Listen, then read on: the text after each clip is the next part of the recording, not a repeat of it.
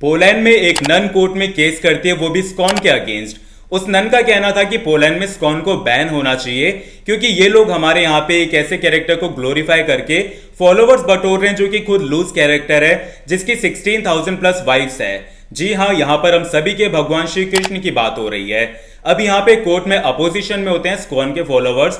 वो यहाँ पे उस नन से कहते हैं कि आपने नन बनते टाइम पे जो ओथ ली थी, जो शपथ ग्रहण की थी, क्या आप उसे हम सभी के सामने दोहरा सकते हैं। यहाँ पे उस नन की बोलती बंद हो जाती है, वो यहाँ पे कुछ भी नहीं बोलती क्योंकि उस शपथ के अकॉर्डिंग जब भी कोई लेडी नन बनती है तो उन्हें एक शपथ ग्रहण करनी होती है कि आज से हम जीसस की वाइफ है, यानी कि जीसस हम सभी के हस्बैंड है। आज के बाद से हम हमारी पूरी जिंदगी सिर्फ और सिर्फ वर्जिन रहेंगे। अब यहाँ पे जो अपोजिशन में स्कॉन होता है उनका पॉइंट ये होता है कि हमारे यहाँ पे जो श्री कृष्ण है उनकी सिर्फ और सिर्फ 16,000 वाइफ्स है। मतलब सिर्फ नहीं, लेकिन उनका ऐसा कहना था कि सिर्फ 16,000 वाइफ्स है और उसका भी एक पर्टिकुलर रीजन है। लेकिन यहाँ पे लाखों करोड़ों अनगिनत ना जाने कितनी नन होंगी जो कि सेम इस ओथ को लेती है, यानी कि उन सभी के जो हस्बैंड है वो है जीसस। अब यहाँ पे अगर हम आपके भगवान, आपके जीसस को लूज कैरेक्टर बोले तो आपको कैसा लगेगा। अब वहां पे पोलैंड में इसको जो केस होता है इसे रद्द कर दिया जाता है। अब वहां पे पोलैंड में तो ये केस फिर भी रद्द हो गया, लेकिन आज भी आपको ऐसे बहुत से लोग मिल जाएंगे जो कि श्री कृष्ण के कैरेक्टर के ऊपर सवाल उठाते हैं इन्हीं सारी चीजों को लेके। बोलिए, आप जब महाभारत पढ़ेंगे उसमें लिखा है कि श्री कृष्ण की 16,108 बीवियां थी, तो श्री कृष्ण के 16,108 रहती, तो मुसलमान की 4 क्यों नहीं रह सकती। बिल्कुल इसी तरीके से कभी कोई बोलेगा हिंदुओं में श्री कृष्ण की 16,000 से भी ज्यादा रानियां थी तो हमारी 4 क्यों नहीं हो सकती। कभी कोई बोलेगा कि तुम्हारे भगवान श्री कृष्ण जो थे वो बहुत ही ज्यादा लूज कैरेक्टर थे इसलिए उनकी इतनी सारी वाइफ्स थी। कभी कोई बोलेगा श्री कृष्ण रासलीला करते थे, कभी कोई बोलेगा उन्हें महिलाओं को न्यूड देखना पसंद था इसलिए उनके कपड़े चुरा लेते थे। इतनी सारी चीजें बोली जाती है। चलो ये तो फिर भी बाहर के लोग हैं, आपको भारत में भी हिंदू भी बहुत सारे ऐसे लोग मिल जाएंगे जिनके पास में इन सारे सवालों का कोई जवाब नहीं होता और यहाँ पे इन सारे सवालों से बचने के लिए वो अपने आप को ओपन माइंडेड या फिर एजुकेटेड बोलकर यहाँ पे श्री कृष्ण को और हमारा जो इतिहास रहा है रामायण को, महाभारत को सिर्फ माइथोलॉजिकल स्टोरीज बोल देते हैं। लेकिन कभी भी हमने हमारे सवालों का जवाब ढूंढने की कोशिश तक नहीं की, कभी भी हमने ठीक से किसी और को जवाब नहीं दिया। अपनी ही संस्कृति के ऊपर सवाल उठाने से पहले, अपनी ही संस्कृति को बदनाम करने से पहले हमें सच जानना चाहिए। क्या सच में भगवान कृष्ण की 16,000 से ज्यादा रानियां थी? क्या सच में उन्होंने रासलीला की थी? क्या सच में भगवान कृष्ण महिलाओं को न्यूड देखना चाहते थे इसलिए उन्होंने कपड़े चुराए? हमने कभी भी हमारे इन सवालों का जवाब जानने की कोशिश तक नहीं की, लेकिन आज मेरी इस वीडियो में हम इन सारे सवालों का जवाब जानेंगे। हमारा फर्स्ट पॉइंट यह है कि क्या भगवान कृष्ण की 16,000 से ज्यादा रानियां थी? तो इसका जवाब हमें मिलता है भगवत पुराण में और विष्णु पुराण में, और इन दोनों ही पुराणों के अकॉर्डिंग भगवान कृष्ण की 16,108 रानियां थी। लेकिन उसके पीछे है एक स्टोरी, शायद उस चीज के बारे में हम सभी नहीं जानते। यहाँ पे हमारे पुराणों के अकॉर्डिंग एक राक्षस था जिसका नाम था नरकासुर, या फिर उसे हम भौमासुर के नाम से भी जानते हैं। तो यहाँ पे नरकासुर क्या करता है, वो 16,100 कन्याओं का अपहरण कर लेता है अपने फायदे के लिए, अपने यूज के लिए। अब जब यहाँ पे श्री कृष्ण को इस बारे में पता चलता है तो यहाँ पे जो नरकासुर था उसे वरदान प्राप्त था कि उसकी जो मृत्यु हो सकती है वो एक महिला के हाथों हो सकती है।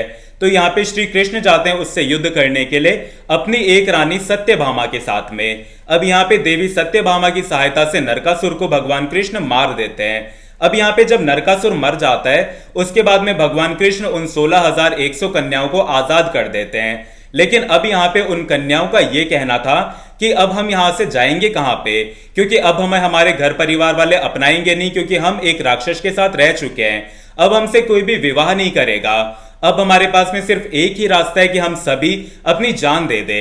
इसलिए यहाँ पे भगवान कृष्ण क्या करते हैं, वो उनकी जान और उनकी इज्जत बचाने के लिए 16,100 कन्याओं से विवाह कर लेते हैं, मतलब उन्हें अपनी पत्नी का दर्जा देते हैं और उन्हें द्वारिका नगरी लेके आ जाते हैं। अब यहाँ पे सिर्फ इस कहानी की वजह से भगवान कृष्ण को लूज कैरेक्टर या फिर उन्हें माइथोलॉजिकल कैरेक्टर कहा जाता है। अब हम इन दोनों पॉइंट्स की चर्चा करें तो माइथोलॉजिकल कैरेक्टर की अगर हम सबसे पहले बात करें भगवान कृष्ण के बारे में, तो भगवान कृष्ण को ऐसा इसलिए बोला जाता है क्योंकि उसके पीछे देखा जाए तो आज हमारी ही गलती है, क्योंकि हमारे वेद और हमारे जो पुराण है वो बहुत ही ज्यादा पुराने हैं, जिन्हें समय के साथ में उन्हें कुछ कुछ फेरबदल या फिर नई नई उनमें स्टोरीज ऐड होती चली गई है, जिनका कोई भी एविडेंस हमारे पास में मौजूद नहीं है।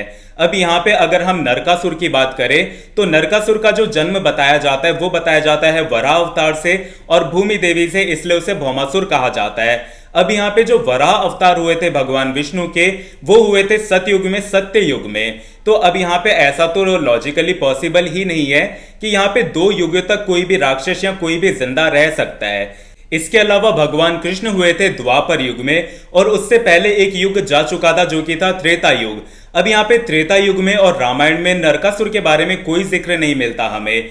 तो यहाँ पे अगर नरकासुर उस टाइम पे था, अगर वो जिंदा था, इतना पापी था, तो उसने 16,000 कन्याओं का जो अपहरण किया वो यहाँ पे द्वापर युग के टाइम पे ही क्यों किया, रामायण के टाइम पे क्यों नहीं किया? श्री राम ने या फिर माता सीता ने नरकासुर को क्यों नहीं मारा? तो इस तरीके की बहुत सी बातें जिनके ऊपर अगर हम लॉजिकली सोचे तो बहुत सी बातें हमें गलत मिल सकती है।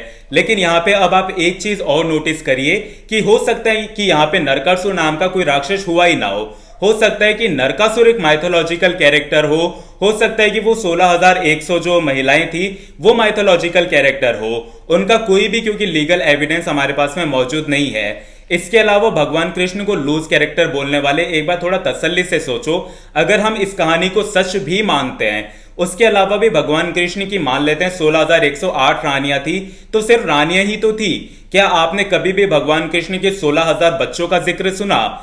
तो इसका मतलब सीधा सीधा यह है कि भगवान कृष्ण ने अपने फायदे के लिए या अपने किसी पर्सनल सुख के लिए उनसे शादियां नहीं की थी, बल्कि यहाँ पे भगवान कृष्ण ने उनकी जान, उनकी इज्जत बचाने के लिए की। और इसके अलावा हम यहाँ पे भौमासुर को, नरकासुर को माइथोलॉजिकल कैरेक्टर मान सकते हैं, लेकिन भगवान कृष्ण को नहीं, क्योंकि यहाँ पे भगवान कृष्ण के यहाँ पे धरती पे आने के बहुत से सबूत मौजूद है। यहाँ पे पानी के अंदर भगवान कृष्ण के द्वारा बसाई गई द्वारका नगरी मिल चुकी है। यहाँ पे जो महाभारत युद्ध हुआ था उसके पूरे हमारे पास में सबूत है। इसके अलावा हम सभी पास में भगवत गीता मौजूद है और वहां पे भगवत गीता में बहुत सारे ऐसे श्लोक है जहां पर उसमें इतनी बड़ी बड़ी बातें बोली गई है जहां तक एक नॉर्मल इंसान की सोच जा ही नहीं सकती। ये बात साइंटिस्ट ने भी प्रूव की है। तो यहाँ पे भगवान कृष्ण के इस धरती पे आने के बहुत से सबूत हमारे पास में है, लेकिन यहाँ पे नरकासुर के या फिर उन 16,100 कन्याओं का कोई भी हमारे पास में जो लीगल प्रूफ है वो मौजूद नहीं है।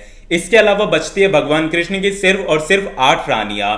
अब यहाँ पे उन 8 रानियों में जो उनकी पटरानी थी वो थी रुक्मणी। माता रुक्मणी से उनके एक बेटा था प्रद्युम्न। इसके अलावा माता रुक्मणी से 9 और पुत्रों के बारे में भी बताया जाता है। और इसके अलावा जो बाकी बच गए उनकी 7 रानियां, उनसे भी हमें 10-10 पुत्रों की थोड़ी थोड़ी जानकारी मिलती है। तो अब हमारे पास में यहाँ पे 8 रानियों से हो गए भगवान कृष्ण के 10-10 पुत्र, अगर हम माने तो यहाँ पे 80 पुत्र उनके हो गए। इसके अलावा उनकी एक कन्या भी बताई जाती है, लेकिन वो कौन सी रानी से थी इसका कोई हमारे पास में प्रमाण मौजूद नहीं है। लेकिन अब यहाँ पे आपने कभी भी इन 80 पुत्रों के बारे में, इनके हमें नाम फिर भी 1-2 जगह मिल जाते हैं, लेकिन यहाँ पे इनके बच्चों के, इन 80 पुत्रों के और कौन पुत्र हुए, उसके बाद में उनके और कौन पुत्र हुए और यहाँ पे आज इनके वंशज कहाँ है, उसका हमारे पास में कोई भी एविडेंस मौजूद नहीं है। इसके अलावा जो भगवान कृष्ण के सबसे बड़े पुत्र थे जो कि माता रुक्मणी से थे, माता रुक्मणी उनकी मां थी, वो थे प्रद्युम्न। और यहाँ पे प्रद्युम्न के बेटे का हमारे पास में जिक्र मिलता है इतिहास में। इसके बाद में उनके और बेटे कौन हुए वो भी जिक्र मिलता है। इसके अलावा यहाँ पे जैसलमेर के भाटी जो वंश है उसे भी यहाँ पे भगवान कृष्ण का जो कहते हैं वंशज माना जाता है। आज भी उनके पास में उस जमाने का एक छत्र भी मौजूद है। इसके अलावा भारत में और भी बहुत सारी ऐसी जातियां हैं जो कि अपने आप को यदुवंशी, यादव बताते हैं, तो हम उन्हें उनका भगवान कृष्ण का वंशज मान सकते हैं। इसके अलावा भगवान कृष्ण के जो और बच्चे हैं, 80 उनके पुत्र थे, उनका हमें कोई भी इतिहास में प्रमाण या फिर जिक्र नहीं मिलता है। तो यहाँ पे अब भगवान कृष्ण के कैरेक्टर पर सवाल उठाने का कोई चांस है तुम्हारे पास में? भगवान कृष्ण के कैरेक्टर में कोई भी प्रॉब्लम नहीं है, कैरेक्टर है तुम्हारे यहाँ पे। तो यहाँ पे अपने दिमाग को चेक करवाओ, अपने दिमाग की थोड़ी सी तसल्ली करो, सारे फैक्ट्स को देखो, इतिहास को समझो, एविडेंसेस को देखो, उसके बाद में भगवान कृष्ण के बारे में कुछ भी कहने से पहले सोचो और उसके बाद बोलो। अब हम आते हैं हमारे सेकंड पॉइंट पे और हमारे थर्ड पॉइंट पे, जो कि है रासलीला या फिर महिलाओं को नग्न देखना चाहते थे, इसलिए कपड़े चुरा लिए। मुझे तो समझ नहीं आता कि इतिहास तुमने क्या कभी ठीक से पढ़ा भी है, क्या कभी तुमने थोड़े बहुत भी फैक्ट्स देखने की कोशिश की है। यहाँ पे अगर हम रासलीला की बात करें तो उस टाइम पे भगवान कृष्ण की जो एज बताई जाती है वो यहाँ पे सिर्फ और सिर्फ 10 से 12 साल बताई जाती है। इसके अलावा जब यहाँ पे हुआ था वो कपड़े चोरी करने वाला इंसिडेंट, उस टाइम पे तो भगवान कृष्ण की जो एज थी वो सिर्फ और सिर्फ 6-7 साल या 8 साल थी। तो एक बच्चा जो कि सिर्फ 8-9-12 साल का है, उससे तुम एक्सपेक्ट करते हो कि वो किसी महिला को गलत नजर से देखेगा? अरे कौन से जमाने में जी रहे हो यार। आज के जमाने को अगर हम देखें तो आज हमें इन सारी चीजों के बारे में कब पता चलता है? जब हम आ जाते हैं हमारे 9th में 8th क्लास में, उस टाइम पे हमारी एज क्या होती है नॉर्मली 12-13 साल 14 साल। उस टाइम पे हमें आके ये सारी चीजें पता चलती है। लेकिन यहाँ पे वो जमाना बहुत डिफरेंट था। आज हमारे पास में टीवी है, हमारे पास में फोन है, हमारे पास में बहुत सारी ऐसी मूवीज है जिसमें सब कुछ ओपनली दिखाया जाता है। और आज तो हमारी सोसाइटी भी इतनी ज्यादा ओपन हो चुकी है कि छोटे छोटे बच्चों को सारी चीजों के बारे में पता चल जाता है। लेकिन उस जमाने में एक 6-7 साल के बच्चे के कैरेक्टर की बात करते हुए पहले तुम्हें शर्म से डूब मरना चाहिए। एक छोटे से बच्चे के कैरेक्टर पे तुम सवाल उठा रहे हो, पहले तुम इतिहास को ठीक से पढ़ो। उस टाइम पे भगवान कृष्ण की एज ऐसी थी ही नहीं कि हम भगवान कृष्ण के बारे में या उनकी सोच के बारे में इतना सब कुछ इतना डीपली सोच सके। तो आज के लिए बस इतना ही। हो सकता है कि मैंने इस वीडियो में कुछ गलतियां की हो, मुझसे कुछ मिस्टेक्स हो गई हो, तो उस चीज के लिए मैं आप सभी से माफी मांगना चाहूंगा, क्योंकि मैं सिर्फ और सिर्फ एक स्टूडेंट हूं, एक वीडियो क्रिएटर हूं। मैं कोई हिस्टोरियन या फिर कोई फिलोसोफर नहीं हूं, तो मुझसे गलती हो सकती है। तो प्लीज उस चीज के लिए सॉरी। यहाँ पे कमेंट सेक्शन में आप आके नेगेटिव कमेंट्स ना करें। और अगर आपको ये वीडियो थोड़ी बहुत भी पसंद आई हो तो इस चैनल को ज्यादा ज्यादा शेयर और सब्सक्राइब जरूर करें। मिलते हैं मेरी अगली वीडियो में, तब तक के लिए जय श्री कृष्णा, राधे राधे।